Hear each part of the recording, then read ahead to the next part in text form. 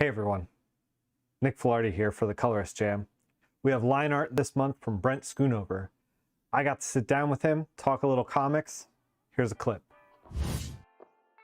If you could go back in time and give yourself a piece of advice for comics, what would it be? I've had a couple of pieces of advice that really stuck. And one of them was Steve Lieber came to my college when I was a kid. I went to the Minneapolis College of Art and Design, and he gave this awesome critique. He drew over all my pages, and there was a Batman page that we were doing samples of, and he kind of, he was really good. He built me up, but he also told me how much work I had to do to get there.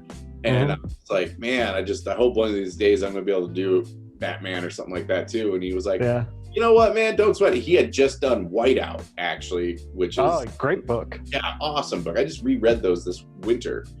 And he just kind of said offhandedly, he's like, you're never gonna have more fun drawing comic books than when you draw your own thing. He's like, you can always open a sketchbook, and the feeling of if you draw Batman in there is the same as if you are drawing it for DC. And it took a long time to get to that understanding of it's true. I can stop right now and draw Batman and it would be awesome. And I can draw 1930s Batman, or I could draw current Tom King looking Batman, and it's for fun.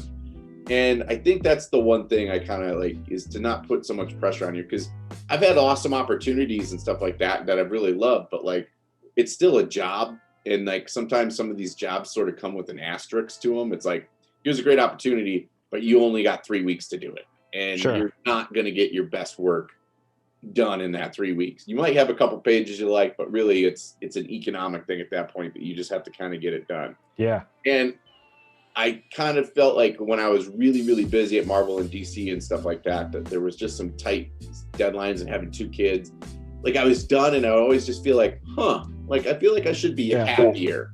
And it wasn't the project was bad or anything. It's just life. And I just think putting that much pressure on it to be this thing that as you kind of grow up and you realize it's all a gig, I think it kind of evens out. So I think the long-winded answer, that would be my thing, is just to enjoy doing your own thing just as much as you do these characters that you dreamed about drawing.